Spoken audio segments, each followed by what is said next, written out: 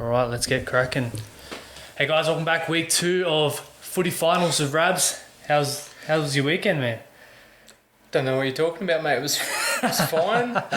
Nothing out of the ordinary happened. I think everything that we expected to No, I'm kidding. No, it was good. It was good. Did you get all your tips right?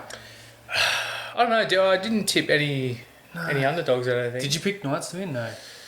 I think we said Rabbitohs yeah. going to win convincingly, yeah. Yeah, I think for the most part we're all good. Yeah. All right, well, we've got our first question here. Tedesco overrated this year. Is that from Sato, typical yeah. Sato?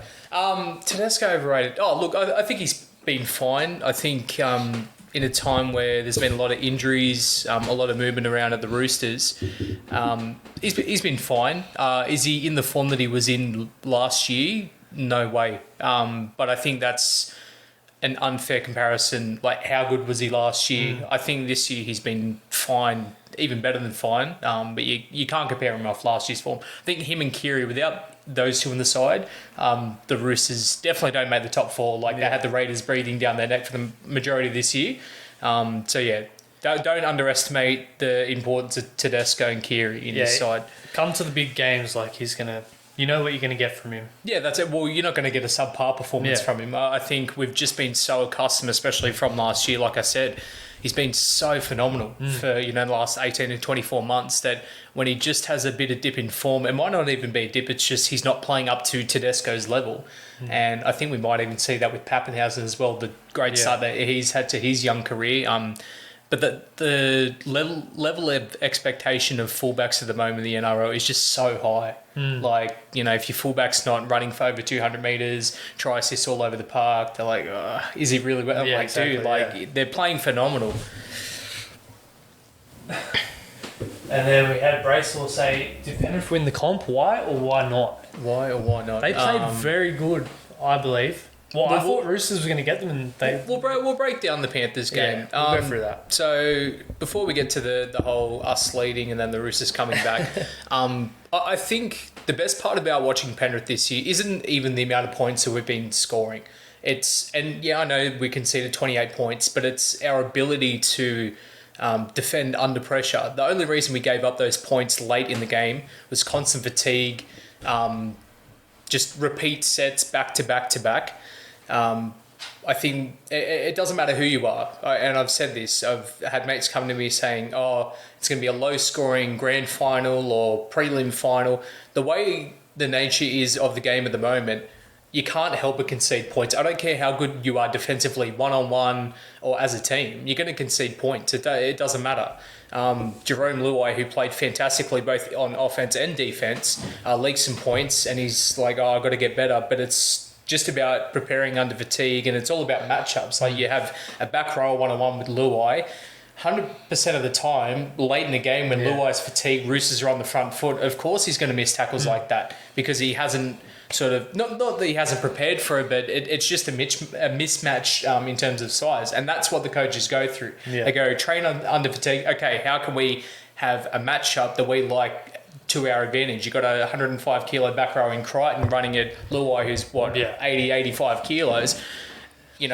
All he can do is put his body in front of the line. But then it goes the other way around. You get lazy forwards. That's it. Light stepping. We saw. You could probably use the same example. Luai using his footwork against Crichton. That's why this game is of just straight offense, and it's not about being poor defensively. It's about those matchups. It's about the try-saving tackles. That you go back and watch Origin over the last 10, 15 years and how great Queensland was. It was all about just defensive matchups and winning those moments. It's going to be all about moments, not necessarily grinding a game out and winning by 2 points. Well, it's going to be close, but it's not about how many points you don't concede. It's going to be about, okay, we need to win this moment right here, right now. 5 minutes to go. We're up by 10. We need to defend our line and keep winning the moments. And I think, although Penrith conceded all those points at the back end, we've done enough in the early portion of the match and also Cleary with that field goal that we, if you add up all those little tiny moments in the game, we probably just edged out the Roosters. I've got to say, Cleary stepped up. He played an awesome game. And not that I bagged him out, but, I said he was a bit no frills, gets the job done. But he's also a player that loves pressure. Yeah. maybe a bit, I wouldn't say early, but like he played Origin last year. People weren't sure whether he was ready for Origin, but definitely this year in the games that we've, people are saying, oh, maybe this is the game that Penrith dropped, the game against the Raiders. He steps up to the big moments, and I feel like, although Lua has been lights out, fantastic, Cleary's going to be that guy that comes up with the big moments in the big games, scoring field goals or the cross-field kicks or the cutout passes. So I think he played really well, especially late in the game. Yeah. On that, there was a question, does Yo make Blues, or what does he have to do to make the Blues score? It's hard to say, man. Like, the only way I see him playing is starting at lock. I don't see him coming off the bench. He's played too much middle this year to go play in the back row. And I think we've got fantastic back rows. Like, corner is pretty much a lock. You've got Ryan Madison that's been in really good form for the Eels as well. So some players just don't end up playing. Like, Mitch Orbison, what has he had to done over the last decade to even get a sniff at Origin, 18th man or something like that? And then you got players like Shannon Boyd and Alex Johnson have played for Australia and then not actually had the chance to represent New South Wales in the Origin arena. So if Yo does play for New South Wales, of course it's hard earned, it's well earned, but you're just going to have to wait and see. I actually read an interesting report that Brad Fittler was looking at bringing Moses Leota off the bench for New South Wales. I've seen something like that. That'd be interesting. I'm sitting here thinking, I'm like, well, I mean, you could pick worse, but Leota off the bench is just like, pretty much he comes on and there's no drop off. Yeah. Tamo and Fisher Harris, they get on there, they do their job. Leota and Tedavano come on, and it's exactly what you want from your bench. It's impact, but it's sustained impact. It's 80 minutes of having two front rowers just going. And then, same thing, Fisher Harris and Tamo, when they're refreshed, they come back on. And it's like just having two 80-minute forwards. Yeah. So on the back end of that question, what do Panthers need to do, I guess, to win the grand final or make the grand final, and what would stop them from getting there? I spoke about it. Well, firstly, what would stop them? Probably experience. But again, like I said last week, we had a young side in 2003. We managed to get the job done over an experienced Roosters lineup that had been in the finals before. But what we have to do, it's winning those moments. You got a game up against, say if we face the Melbourne Storm in the grand final, they're pretty evenly matched. If you don't rock up and defend on the day, or you don't attack on the day, that's what's going to lose the games for you. But it's winning those moments. It's like, okay, 10 minutes to go, Pappenhausen full head of steam. Who's going to be able to stop him? Or a chip and chase. It's about just those clinical moments that either an individual or a few defenders. There was a moment in that Roosters game that really turned it around for us. I can't remember if we were down or if we were up, but it really just got us going. There was a play down the right-hand side for the Roosters. You had Crichton, Mansour, kick out, just everyone defensively come over and smash them into touch. And then from there, we went on to... I think it was when we were down 10-0. Yeah. And then we went on to score those 28 points clean.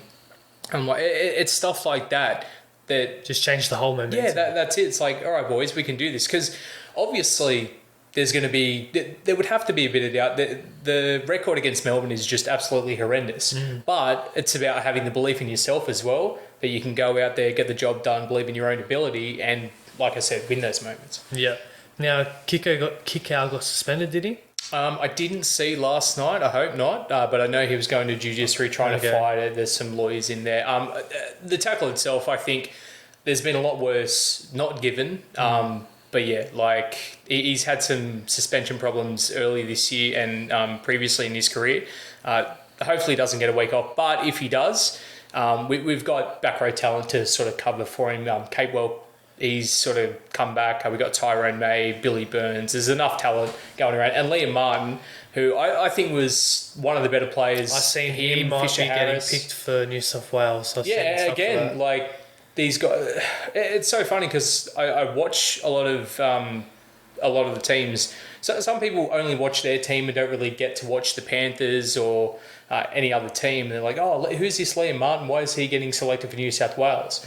Go back and watch what this kid's done. Coming from Temora, had a pretty hard task to actually come up through first grade, was in 20s for quite a while, debuted last year, and just taking this opportunity. We signed Capewell. He was probably going to be our starting back row alongside either Yo or Kikau. probably kick out. That's why Yo shifted into lock.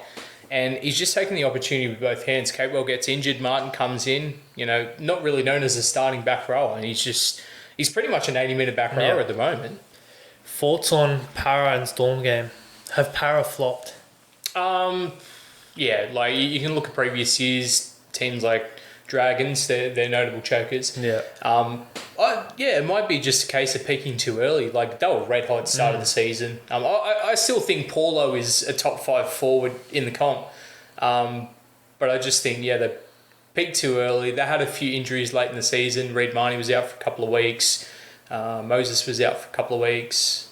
Dylan Brown as well. And now we've got Sevo and Ferguson. Well, I think Ferguson might be playing, but Sevo's out this week. Yeah. Just a mixture of a bunch of things. But Parramatta are a very talented roster.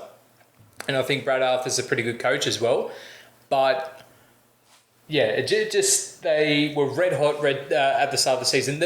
The thing that you'll notice with teams like Storm and the Roosters, early in the season, they'll lose a couple. Yeah. And everyone starts panicking. Oh, no, the Roosters, the Storm, the dynasty's over. And I'm like, guys, calm down. We're 4 weeks into the comp. Just wait for the Storm to go on an 11-game run, win about 10 of those games. They just know how to time it. That's it. And more often than not, they're in the top 4. They're playing finals, and they're either in the prelim or the grand final. So, and the Eels have a pretty young-ish squad too, like around 25, 26, most of the players in that squad. So, all they can do is play well on the weekend, hope they win, and if they don't, look back to the drawing board and hopefully come back bigger, better next year.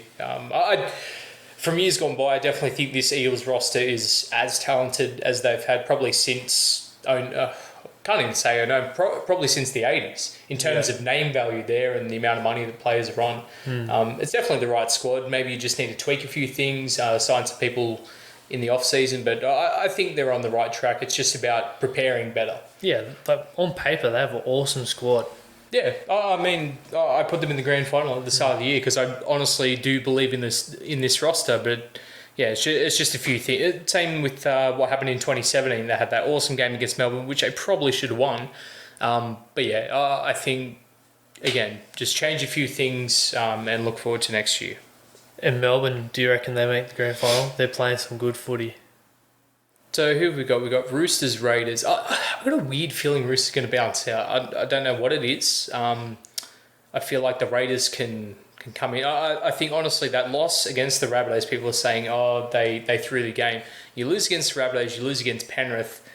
I don't know what it is. I can't see them coming back and beating a Raiders team who is much different than what they were a couple of years ago. Yeah. Like we spoke about, defending in moments, stuff like that. I feel like the Raiders defensively are much better than they were 3 years ago. And they're still as good offensively. Maybe not as good, but good enough to get the job done.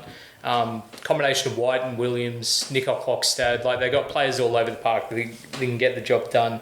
There's a few outs for the Roosters as well. I can honestly see the Roosters, and it's also the media pressure of we're going to go try and win a three-peat. Now, before last year, the last back-to-back premiership was in like 98 or something. I don't even know if it was in the NRL era, maybe in the early 90s. And I think the pressure of trying to win 3 in a row as well, that's got to hurt you. That is very hard to do, 3 grand final. 2 in a row. That's hard enough to do as it is, but then trying to win 3 in a row.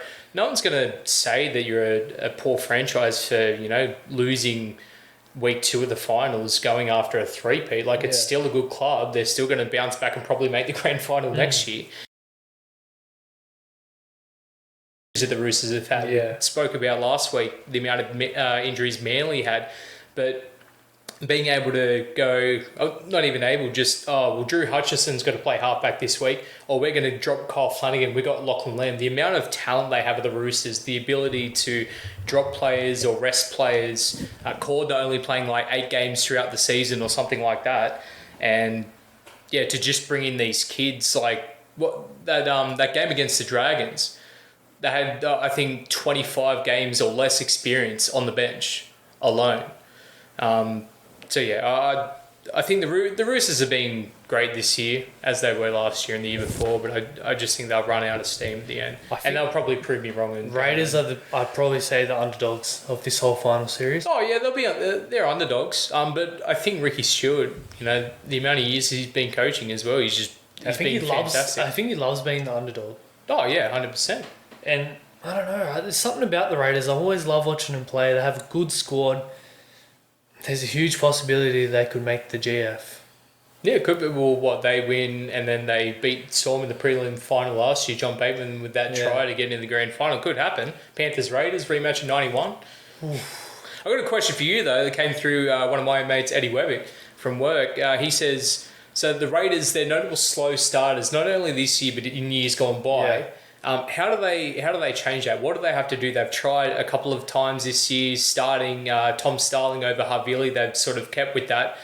They've had Josh Papali move to the bench. They've now got Soliola started. What do you think is the right attacking move for them to come out all guns blazing at the start? Or do you think they continue this slow start and just burn it out for the 80 minutes? I think they're a team that naturally likes the grind. They love the grind out of the game, but I guess if they're looking for a fast start, obviously their forwards got to roll on and Jack Whiten just has to run.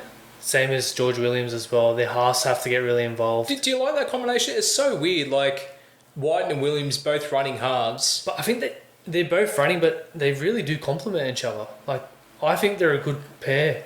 And you can tell by how good the Raiders have gone. I think it's tremendous. Like, people completely... I don't know if people don't know or they're ignoring the fact, but Josh Hodgson, he's been nowhere to be found for the last 4 months, injured on the sideline, to be doing this with a rookie dummy half and Harvili, who's more or less a lock now. You got White and Williams. But Hodgson, who adds a lot of dynamic kicking out of dummy half, they haven't really had that. So White and Williams have had to step up to the plate, and I think they've done that. We have a question. Most improved player of 2020? In all of 2020. That's a hard one, eh? I had a name right at the tip of my tongue, but it just went away. Most improved. I don't know. Is there anyone that comes to mind off the bat? I don't know, eh? Guess, you can't really say rookies, but most improved. Wow. And you don't want to say, superstars either, but, you could say... two players that come to mind. They're both from the Melbourne Storm. Pappenhausen and Kenny Bromwich. I'd say Pappenhausen. He's increased so much this year. They were comparing him to Slater statistically and visually as well. For someone so young to come in, I think he's probably more further along than Slater was at the start of his career. I know that's a big call, but just his kicking, his short passing game. He's in the same mould as Slater in terms of just supporting up through the ruck or just bouncing up everywhere. And his fitness, he's got to be the fittest player at the club for Melbourne. You've got to look at it. Slater had to build his own game and develop all those skills, whereas Papi's he's been training for it all these years before. Slater's his mentor now. So yeah, that's it. He's had a lot more years development ahead of him, And I don't know if it's much improved, but just I've noticed him a lot more. Kenny Bromwich for the Storm.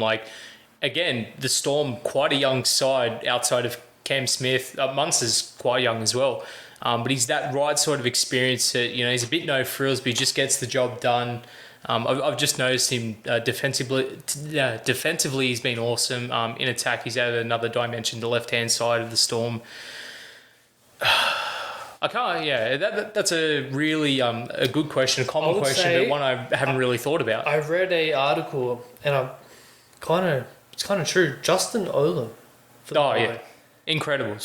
How good is he going this year? Started at PNG. I think he might have gone to East Tigers, which is the feeder club for the Melbourne Storm. He's been under contract with the Storm sort of through their feeder clubs for the last couple of years, and. I mean, I'll openly say it. He probably is the best centre in the comp at the moment, form-wise. You can't tackle him. Defensively, although he rushes up, he actually makes those tackles. He's not one of those ones that just sort of... And you don't want to get hit by him. Imagine getting jammed by him. Oh, no way. And what is it? He's 95 kilos of solid concrete. No, he's been in. I mean, you could have him as most improved. Good question. Yes. Do we believe the Roosters dynasty's over? You said they. No, I don't think they'll make it this year. Yeah. But yeah, I think next 5 years they've got way too much time. Yeah, If they're still going to keep Teddy, Joseph Manu, Tilly Tupanua. He's still got Kyle Flanagan in his first year. If you go with Flanagan, Lamb, they got Sam Walker that they got from Queensland that's 18 that could debut at any second. Sam Verrills, Nat Butcher, Victor I'm pretty much just naming their side. You got all those veterans, but then all the young guys, and they cop a lot of unfair flack for the Salary Cup sombrero and all that. But a lot of these players have come up through the ranks that are actually juniors of the club. Yeah. So I think they've done a good job over the last 5 years or so to really build up that eastern suburbs junior base, and I think it's going to get bigger and better. So maybe they don't win this year, but I think for at least the next 5 years they'll be pretty good, especially if Sam Walker is half the player that they say that he is. Yeah, exactly. On that Raiders-Sharks game, while we predicted that Sharks were going to bounce out. I don't like sort of calling games out, but it didn't feel like a finals game to me. No. Calling it, I was just like, just Raiders, just get over the top. But yeah, I think the Sharks, at the end of the day, they were just making up the numbers. I would have loved to see a Tigers or a Warriors or a Titans in there just sort of grinding out, trying to win. I would have loved the Titans or the Warriors. I don't think Tigers deserved it. Every year they get that far and they choke. No, what was the last final? It was like 2010 or something like that. Maybe, who knows? But that's a long time. And I'm like, fuck, you don't even deserve to be there. Yeah. They started so well. They had the easiest run, and then right when it gets hard, all you had to do was win all the games at the start of the year and be like, oh, sweet, we're almost finals bound. Win a couple of tough games that would have got you ready for the finals, and then there you go. But no, you're like, oh, halfway through the season, we'll just start losing. Oh, what's that? We got the Storm and the Roosters and all the tough games at the back end. Well, we give up. Not that you give up, but it's a bit too tough to come back. They'll start really well and then they just die, or they start shit and then they decide 10 minutes before to fucking come back. Yeah, try and throw the ball around, mate. I will say the Tigers are probably one of the most entertaining sides to watch. I know what I'm getting when I watch a Tigers game. It's either going to be you get pumped, or it's going to be a really close one, high scoring, throwing the ball around, and they're normally, probably once in every 2 or 3 weeks, the best game on, just because of that fact. Yeah. I will say offensively they were much better this season, but yeah, you got to be able to defend as well. Do the Titans make the 8 next year? Yes. Yeah, 100%. Straight face, they've got to make it next year. The amount of talent that they've signed, Justin Holbrook, I think everyone's going to find out. If they haven't found out this year already, I think they're going to find out how good of a coach he is. Top 4 is a bit of a stretch, although I'd love to say so. But you got to have that forward pack gel together. But yeah, I think top 8. That's the starting point. But if Justin Holbrook has his way, if the Titans keep at the moment, I think it's safe to say that they're probably the best club in Queensland ahead of the Cowboys and the Broncos. For sure, easy. I think bright future for the Titans, and it's about time. On that, how do you think Broncos and Cowboys will go next year? I had them recruited, or have they not recruited anyone? I mean, the Titans have probably recruited the most out of any club. I haven't really heard of anything that the Broncos have done or the Cowboys. Who's coaching the Broncos? I heard Kevy Walters. Kevy Walters locked in. I think it's only a 2-year deal. And then Todd Payton's going back to the Cowboys. So he coached the 20s. He's back there. So, I mean, that could be... I think the Cowboys roster, in terms of experience and talent, I think it's good enough to be in the 8. They just need the right coach, and hopefully Todd Payton is that for them. As for the Broncos, they've got to sign experienced players, I feel, and the right experienced players. But they've still got Jack Bird on contract. They've still got Anthony Milford. They're trying to offload Jack Bird. Yeah, they've got to do something. They've got him, Milford, Isako. Who's going to play fullback after Darius Boyd's gone? Who's going to be starting halves? You're going to go with Tom Dearden. You got Corey Peggs. You got Brody Croft. You got loads of talent. You got O'Sullivan there too. O'Sullivan, that's it. They're going to make some tough decisions. And again, I hope Kevy Walters is the right coach for that job to get the players in place that he wants. Wooden spoon for 2020. Dragons, just based off their coaching hires. So they got Matt Elliott and Peter Jennell as the assistant coaches, and then Anthony Griffin, good coach, but Yeah, same sort of thing. If so you old school, eh? Yeah, which I don't think is going to work in this new school of attack. It'd be great to see a defensive team in that, but yeah, you're going to be able to. Great to defend. We've seen with the Bulldogs for a number of years. Their defence hasn't been that bad, but they haven't been able to score points, which doesn't necessarily lead to wins. Knights, Rabbitohs game, let's recap that. Yep. Rabbitohs pretty good. Knights are disappointing, even though they have had the injuries, and I would have liked them to go better, but yeah, I think disappointed. I think not unnecessary, but there's a lot of pressure on Kalen Ponga and Mitchell Pearce at the back end. He just really started to go pretty dry and stale. The start of the year, him and Ponga were all guns blazing. And I think Ponga probably cops a lot of unfair criticism. Half the time he really is having a dig when Mitchell Pearce is the more experienced. He's the skipper of the side as well. I feel like they got to have a lot more from Mitchell Pearce. But how many dummy halves did they go through this year? Brayley, McCulloch, Connor Watson, shifting their 5'8" as well. You had Watson there, Lino, Kurt Mann ended up there. If Kurt Mann doesn't make the origin side for Queensland, I don't know what's going on. He didn't get named. I don't know why. He's a great player, great underrated player. Even at 14, like he's a utility man. You play him a lock, he doesn't care. I remember him saying a couple of years ago, he's like, mate, I don't get same as Tex Hoy. Put me a prop. I don't care. I want to be in this side. I don't care where I'm playing. And you want players on your team like he just loves footy and loves being around the boys. That's it. I think we saw the best of Kurt Mann. He played 20s with Newcastle, so back where he belongs. But when he played for the Storm, he debuted in the centres, but in 20s he was playing fullback and 5'8". 5'8", I think, is his best position, and we saw the best of Kurt Mann this year. And if they... Depends what they decide to do. I think they'll probably offload Mason Lino. But Connor Watson, do they keep him? And they got Kurt Mann as well. And then Bradley went back from injury. Yeah, Jaden Brayley, so they signed him. McCulloch, I don't know what's happening there. I don't think they'll keep him. But Chris Randall, I was going to say Chad Randall. Chris Randall, really good he went all right, pick up from the local juniors as well. So I think he'll be a solid 14 for them. So if they can have Brayley, who's on a bit of dosh, have him start, and then have Chris Randall there at 14. But again, I think the Knights are building to something. I think they'll probably be in the 8 again next year. There's always sort of two teams that drop out. I feel like just my hate for the Sharks, they'll probably drop out. And then one of the 7 teams will drop out. Who knows? It might be the Roosters or it might be the Rabbitohs or whoever. But yeah, as for the Rabbitohs, Walker and Reynolds, I don't care what anyone says, and I'm trying to use my bias for Penrith, but Walker and Reynolds are the reason the Rabbitohs are where they are. Their forward pack, again, they came to play, they did their job. Their bench, Kaloa Matangi's a gun. And their outside backs, like Corey Allen's in really good form. Alex Johnston, how he was not re-signed up until a couple of weeks ago, I'll never know. But Walker and Reynolds, they're the two guys. If the Rabbitohs... that could potentially fill that 2017 Cowboys role of, Walker, Morgan, very similar in just career best form, absolutely dominating, try and stop them. I feel like they're the best halves in the comp at the moment. Yeah, I think they're a high chance too. They're playing some awesome footy. How many tries did Johnson get on the weekend? I think it was only 2 or 3, but he scored 5 the week before. Right, he's going crazy on the tries. Insane. Crazy. Now, this coming to this week, is it? So it's Roosters Raiders. Roosters Raiders Friday night. I'm going to go the Raiders. I think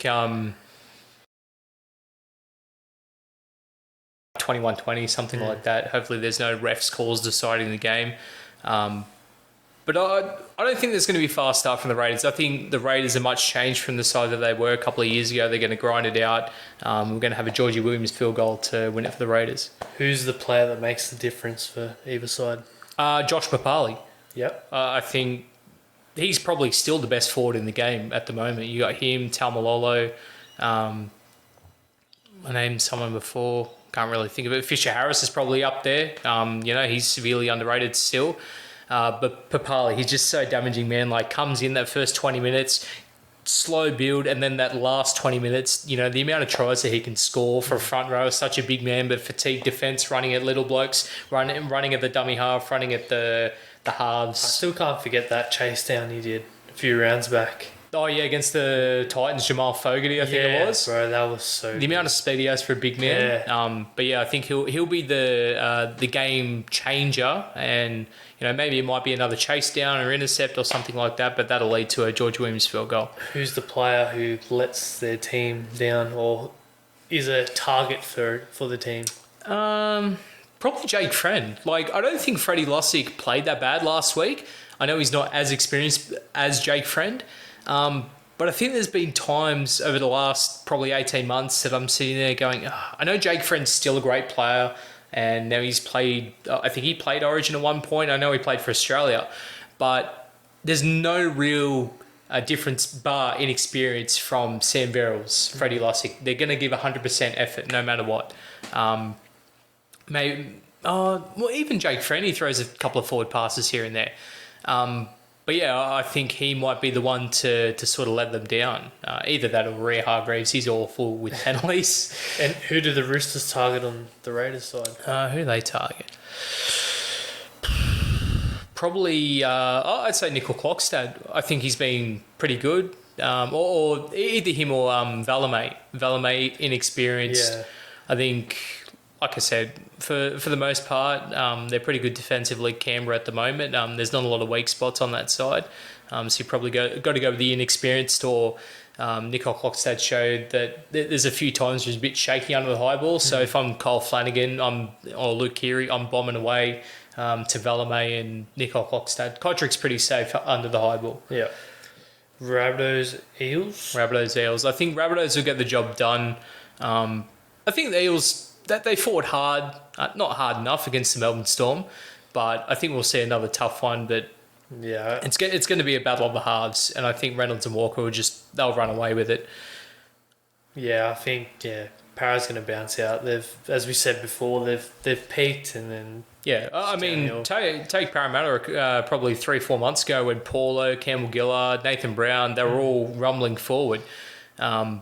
If they can somehow go, all right, boys, forward pack needs to switch on. We're coming up against South's pretty average pack. But yeah, I think Souths have done the job the last couple of weeks of just, getting the job done, rolling through. They know what they are. They know how they can attack. And may I say, Cameron Murray played his best game on the weekend of the whole season, I think. He's a gun. Defensively, he was really good. He took those really tough hit-ups that he's not really used to taking. I feel like if you can add that dimension of running straight to the line, catch and pass, that'd add another dimension there. Damien Cook played really well on the weekend as well. But yeah, I think Damien Cook fucking ran. He got his running game. Yeah, 70 metres straight down, dummy half. That's what I love to see from him. I feel like he hasn't done that much this year. Yeah, I feel like he thought that, the league knows what I'm going to do. I'm going to run, obviously. But it's one thing knowing what a player's going to do. It's another thing trying to stop it. Exactly. I think Damien Cook, when he's high rolling, there's no markers, he's good enough, quick enough to just burn defences apart. Exactly. What was I going to say? On Mitch's question. Oh, yeah, about the Sharks. Yes. What was it? No, you got to understand, who going into this season would have thought the Panthers would be 18-1 and 1 and on a 16-game winning streak or 15-game, 2 out from the record from the modern era at least. I thought, and our record's pretty atrocious against the Sharks at the best of times. I just thought, look, the Sharks, at least in the first game, they'll win. It'll be a tough game, but they'll win. And then the second game, I didn't want to lose to the Sharks, but I'm like, if we have to drop a game to the Sharks, But yeah, I don't know. I don't think anyone in their right mind would have thought Panthers, they'll be 18-1 heading into the prelim final against, whoever, whether it's the Rabbitohs or Parramatta. Crazy. Awesome. I swear I've seen something like that too. I'm not too sure. Well, is Kevy Walters allowed to coach Queensland now? He's got a job with the Broncos. I'm assuming there's some sort of thing where he'll coach there and then I'm not too sure. Exciting times. I'm very excited for Origin. That's it. Last couple of years, Origin's been sort of on a down period. We won in 2014. New South Wales won in 2014. I was like, the only time I'll be excited for Origin again is when I tell you what, if there was an under 23s Origin, I'd be all over that because I love the young talent coming up. But yeah, I can see it being a clean sweep. But it would be interesting to see. We've seen Pappenhausen potentially getting picked, Moses Leota, all these sort of odd names you wouldn't really get. You'd be like, oh, is he getting picked for Origin? Even the Queensland side, everyone's like, oh, who are the forwards going to be? I'd love to see a forward pack of Lindsay Collins, Mo Fodawaker, Christian Welch, Tino, that'd be good. All these guys that haven't really played, mix it in with some experienced blokes. It'd be very interesting because it's going to be game after game after game. One a week. I think it's I think they're going to be all done on weekends too. That is going to be tough to back up. Plus I think the first one is at Adelaide Oval. It's a twilight game as well, so it's like starting in the afternoon and then sort of switching towards the night. So it'd be very different. But I think that's why they're going to have such big squads. It'll be like no other Origin series that we've seen. 27. 27, yeah. So I think it'll be like a Kangaroos tour at the end of the year. You'll have your squad, you'll have 20 for game day, and then maybe, depending on what happens in game 1, you'll swap your side for game 2 and game 3, giving everyone sort of plenty of opportunity. Exciting times. The next few months are going to be very good for rugby league. That's it. And There's no test this year, isn't there? I don't think so, no. I don't blame him. Anyways, that's a wrap. Awesome chat. We'll be back next week. Yeah, and Parramatta for my sake, but I dare say we'll be facing the Rabbitohs. The Rabbits. And you watch the Rabbitohs bounces out. That's what's going to happen. Awesome, guys. Cheers for listening. See you next week. See ya.